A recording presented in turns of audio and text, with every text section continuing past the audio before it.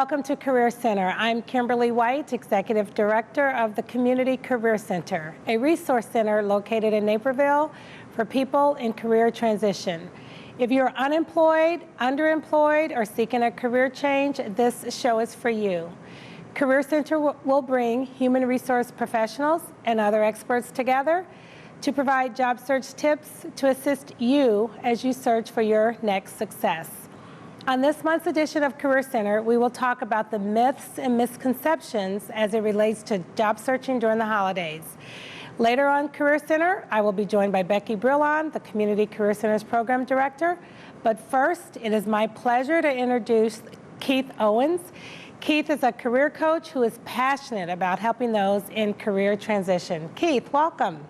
Kim, thanks very much for giving me the opportunity to do two things I'm very passionate about. First, helping people in transition, and second, talking. Oh, well, good. You're on the right show, so thank you again for joining me. So Keith, you're a writer, job search coach, spokesperson, trainer, and a PR pro. Right. Elaborate a little bit on that. Well, I spent 35 years of my career helping people persuade other people to do things, whether it's advertising a product, an idea, a new process that employees had to follow. And when I found myself in transition 7 years ago, I decided to take some of the skills that I had helped people with in the workplace and help them in job search, because there's nothing more sales-oriented, more persuasive than the job search and the interview process. And through that, I discovered what is my second passion in my career, which is helping people in job search. All various different kinds of skills, whether it's resume writing, interviewing, networking, writing plans, and then following up on the interviews, all the things that are really necessary to be successful in job search. So you mentioned earlier persuasive. I read where you were referred to as the persuader. Yeah. Where did that come from? My sons gave me that because I always was the one that just didn't say, do it because I say you should do it. Here's why I think you should do it. And usually they said, Dad, stop, you've persuaded me enough already. That's been the common theme throughout my career, is getting people to understand what you need to do to be persuasive. And then the fundamental part of that is you have to stop thinking and talking about the person on your side of the table and focus on the person on the other side of the table, because that's the person that's the most important part of the conversation. Well, I know at the Community Career Center we are happy that we found you and that you do a number of workshops for us, always very well received by our job seekers. What I really want to focus on today is job search, the myths and the misconceptions about job searching during the holidays.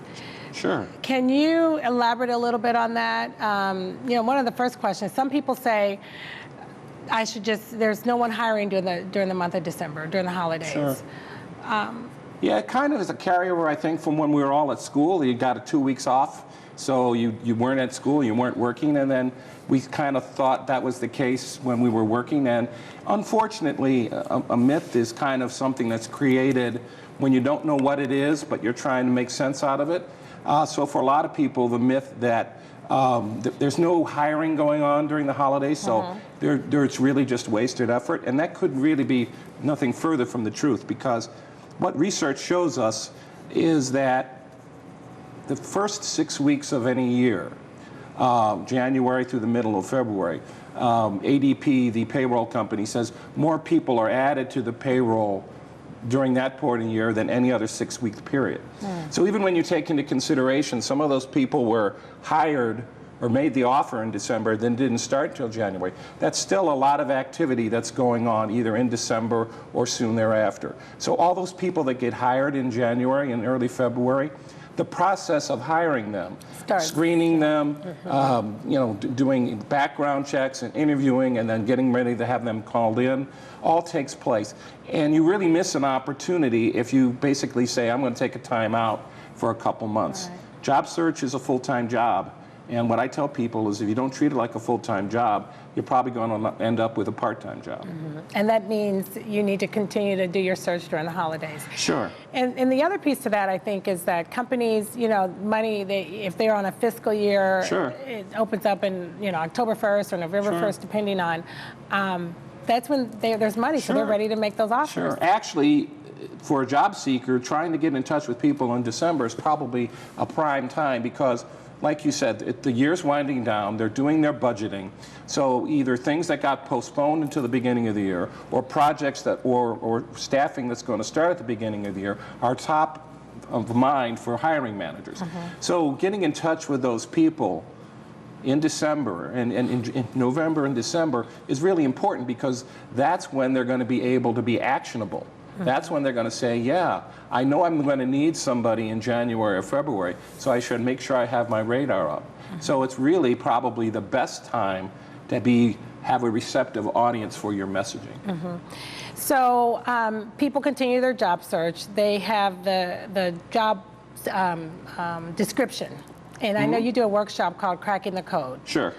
Can you talk about how to crack the code of a job description? Yeah, that's basically what I talked about earlier is too many times when people apply for a job, they want to talk about themselves. And what I do in that workshop is to make sure that you focus on what's important to them. And lots of times job descriptions are written so much HR language and things, and they're so long and complicated, it's hard for people to figure out what exactly are the important things on that hiring manager's mind. So what I do is I try to go through and help them pull out what I think are the most important things. And from my perspective, both as somebody who's helped people in job search and as a hiring manager, beyond what you can do, which is kind of your competency, it's how do you do it that's really important. Because in today's job market, there's a lot of competent people. There's a lot of people who can do the what's that we're looking for. The hiring manager's decision is probably going to be made not on that, because anybody that's brought in front of them could probably do the job, but it's going to be focused on how they get things done and how is your strengths. And for a lot of people, it's hard to look at a job description and figure out what is it that they're looking for, not just the what's in the house. So that's kind of what I focus on. Okay, and then something else that I know applies whether you're looking for a job during the holidays or not is once you get the interview, how do you nail it? And I know that's another workshop that you do for us. Sure. What I tell people, getting the interview and nailing it is a workshop that I do is every step of the process, from writing your cover letter to phone screens to interviewing to following up on interviews, which is very important. And then once you get the offer, how do you respond to that, is making sure that you're focusing on what's important to them. So it's not I want, it's what I can do for you. It's not I need, but it's asking them at the end of the process, is there any flexibility in the offer and things like that. So what I try to do in all my workshop is to make sure that you're focused on that other person. Because that's the person who's got the problem. And you have to couch all of your communications in terms of how I'm going to help you solve your problem. Okay, so I know we talked a little bit about this, but let's expand on it a little bit. Some key basic things anyone in a job search can do during the year end. Sure. So given the fact that we know that the hiring process does go on during the holidays, the first thing there's two things that I really tell people that you can do no matter what, and it's things that you should be doing all through your search, and it's things that we do very well at the Career Center. First is planning, and then the second is networking. You can always be taking a look at your plan and revising it, and if you don't have a plan, then you should get a plan. Becky runs the MAP group, which is making a plan, and that's based on my philosophy is if you don't know where you're going, any road will get you there. So a plan is really your roadmap. What do I want to do? Where do I want to do it? How am I going to convince people I can do it, both with my skills and my strengths? And then where do I want to target my search? Because once you have that plan for yourself, you can feel much more in charge, you can feel much more directed. Once you have that plan, you can create a document that's called a handbill, which can help you network. People can't help you if you say, I need a job. Because most people don't know of a job that's going to hire somebody like you. But people can help you if you tell them, I'm looking for this kind of work in these industries and maybe with these companies. Do you know anybody there I can talk to? And those are things that you really need to be doing. And actually the year end, the holiday time is the best time because it's full of networking opportunities. I tell my candidates, you shouldn't be locked in your house over the holidays because you're depressed or you're embarrassed about not having a job. You should be out there networking. You should be telling people that your current project is finding your next great job. And here's how they can help you.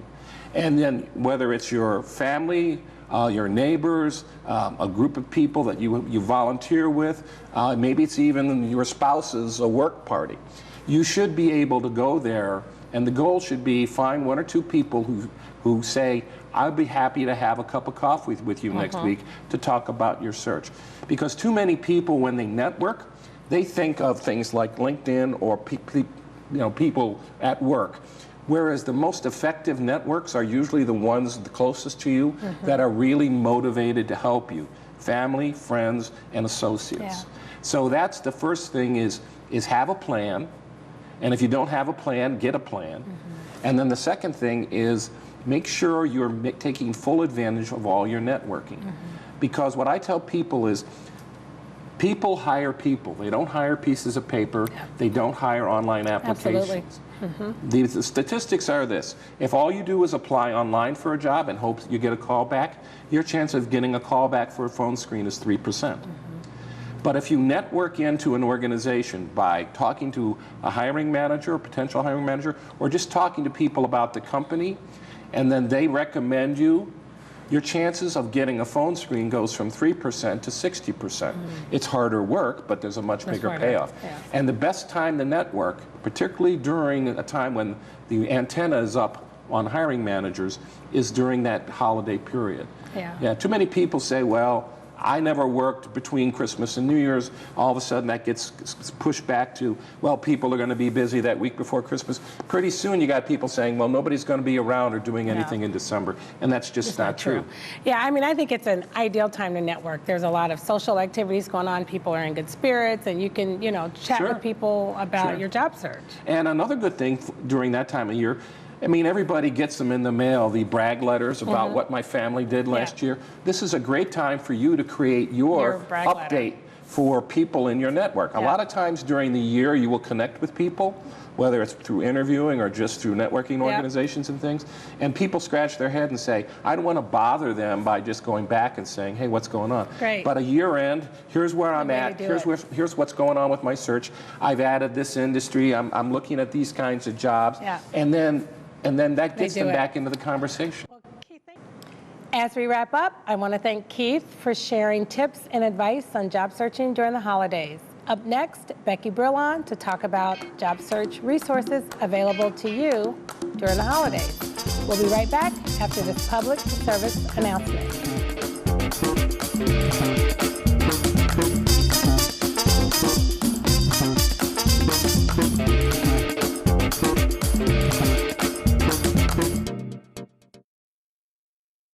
So, I'm kind of new here, but I've noticed a trend. My human does this funny thing where she goes around and gets all my toys, and then she hides them in that basket by the door. But it's always the same basket, and it's always in the same place. And then she acts so surprised when I find them, but, she's putting them in the same basket. Again. It's like, hello, that's where you put it last time. You were the worst at hide and go seek. Good things happen at the Forest Preserve District of DuPage County. Experience more than 25,000 acres where native plants and animals make their home. Discover the scenic beauty of over 60 forest preserves containing forests, prairies, and wetlands. Explore the wonder of changing seasons along 145 miles of trails. Get outside and discover the good things that happen when you visit DuPage Forest Preserves. The Forest Preserve District of DuPage County, where good things happen. Welcome back to Career Center. I'm Kimberly White, and joining me at the table is Becky Brillon. Becky is the Program Director at the Community Career Center. Welcome, Becky. Thanks, Kim. Always fun to be here. Becky, thank you for being a part of the show this month. So earlier I was speaking with Keith, and we were talking about the myths and the misconceptions about conducting a job search during the holidays. And I know in talking to our job seekers, there are some that just put it on hold. Give me your thoughts on the myths that you're hearing or the misconceptions that are out there.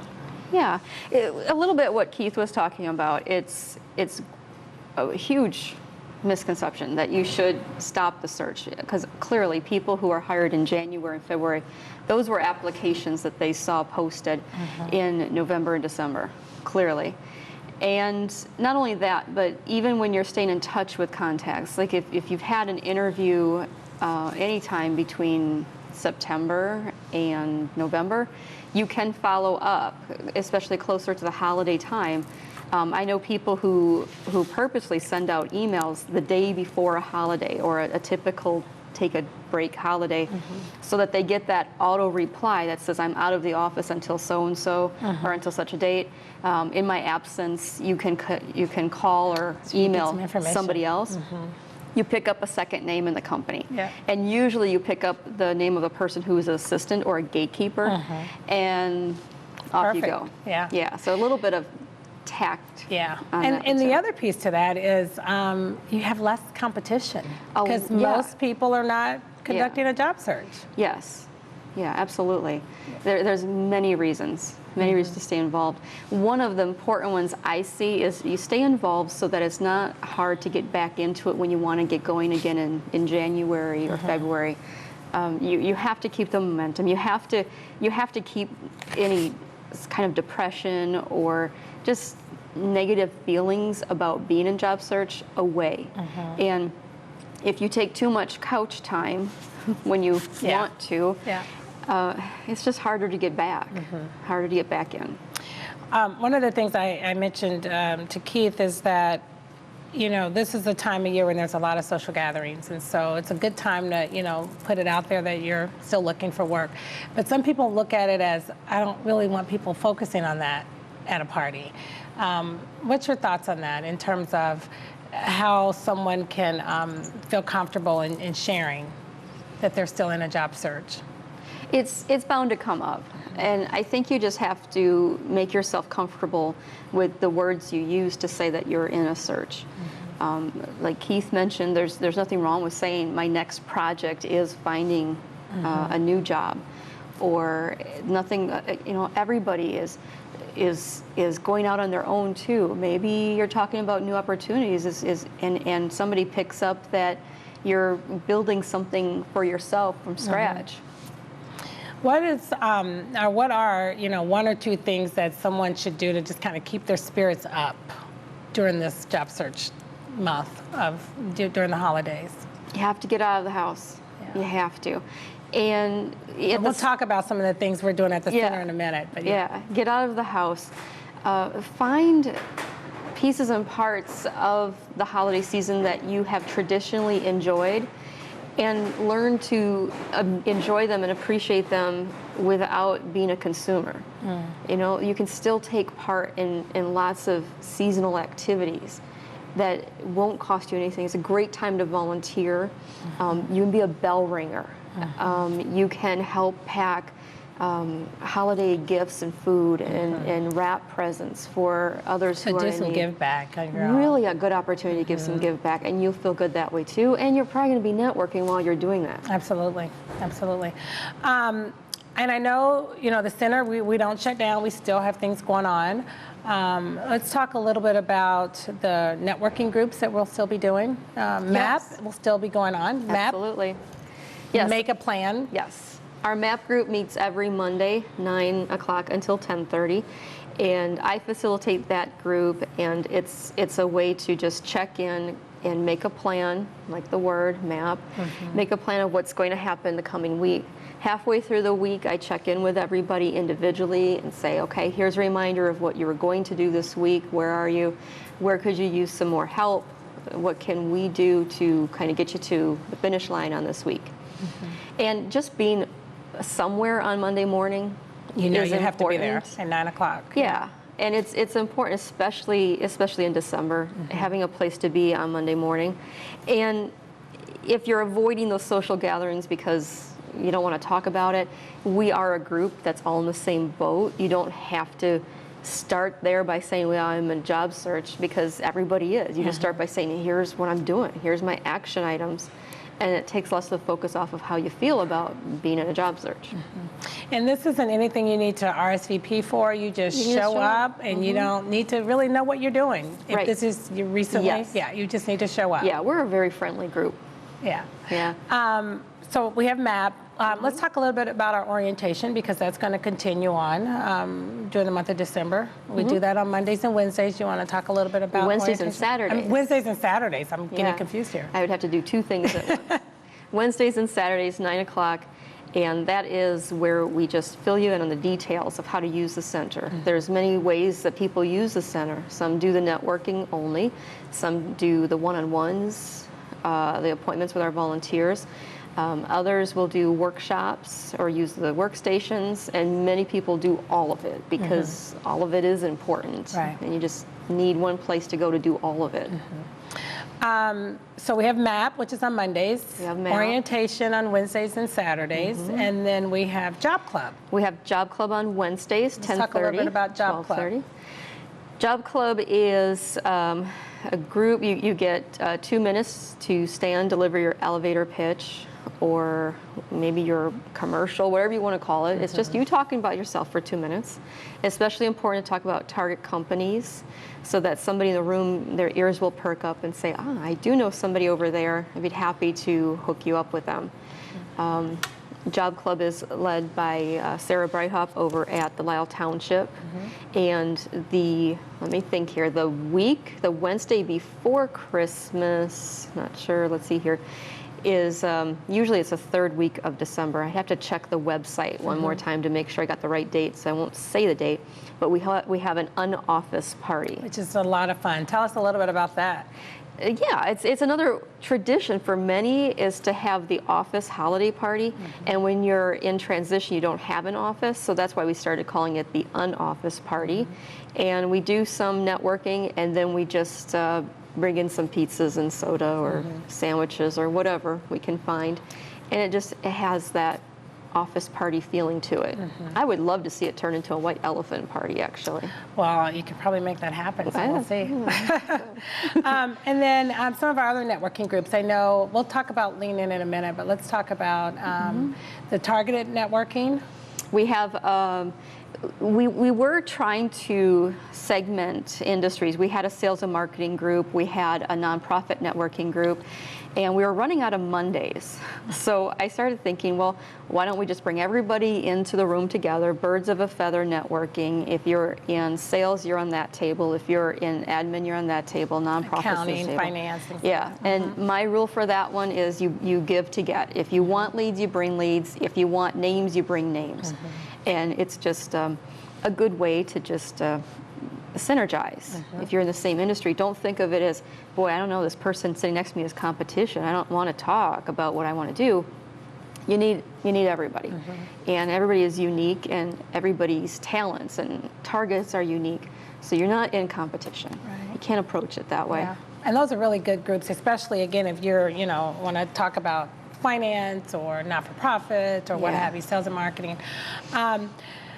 I know we have the men's group. The Man Cave. It's called the Man Cave. I know nothing about it because I'm not a guy. But I know it's been well received. Yep. And that happens on Mondays as well. It's a little bit dependent on facilitators' time. Past couple of months we've moved it to a Tuesday, but Mondays are still my preferred day of the week, just so I can get some other programming in on the other days. But it's on our website. You can find it on the day it's there, and that's really all I know. No girls allowed. There's no women allowed in that one. And the newest thing that we started, we've always had a women's networking group, and we've kind of changed it around a little bit from, moms networking to women-only networking, and we kind of got some pushback. So we started a new group. Yeah. It's still for women. Yeah. But it's called it's a Lean In Circle, which is a nationally recognized networking circle, which was created by Sheryl Sandberg, who's the author of Lean In. She's the COO of Facebook. And she started the whole movement, which is nationally acclaimed, just when she was pregnant and working. And she realized that she had to park her car a long ways across a parking lot and walk. And she realized that nobody in the company would have been opposed to preferred parking, closer parking for somebody who was pregnant. It's just that nobody asked. For it. So her idea was, well, how many other things do women need to ask for? And they'll get, just ask. So our Lean In Circle is, first thing we did was set up 4 goals for the group. And the first goal is that we are there to prepare and practice a communication style that conveys self-value and confidence in an assertive way during one-on-one networking meetings, interviews, with any others in any work-like setting. So that could be networking, it might be just us talking. The second goal is to work to perfect our job search tools, like the resume, handbill, the leave behind, online applications. Third goal was to be mindful and work to answer the question, how are you a better employee now than when you left your last position? It's about improvement and making sure that you have something to say when an employer says, so what have you been doing? You have something to say. And then finally, the last one was plan, learn about, provide self-care, which involves mental, physical, spiritual, emotional, whole well-being. Now, are all those things talked about in each Yeah, we will hit on the goals, and somebody from within the group is our presenter. We've had a job seeker who was a member of the group take the first topic was power communication. And what's cool about a Lean In Circle is that because it's a national group, they have just incredible amount of resources, tools, videos, articles, really smart women focused on topics that you can use within the group. Very good. So and we I know, pick from real there. quick, leave behind. We're wrapping up, but tell me a little bit about leave behind. Interview portfolio. What do you bring to the interview to leave behind to prove that you have gone above and beyond just showing up to the interview? Puts you in your best light. It's a lost art. We've even had a CEO say that nobody does this anymore. This is great. Yeah. And as we wrap up, I want to thank Becky Brillon and Keith Owens for being a part of this month's edition of Career Center. And remember, if you are unemployed, underemployed, or seeking a career change, visit the Community Career Center on Wednesday or Saturday morning at 9 a.m. to learn more about the resources available to you as you search for your next success. Thanks so much for watching.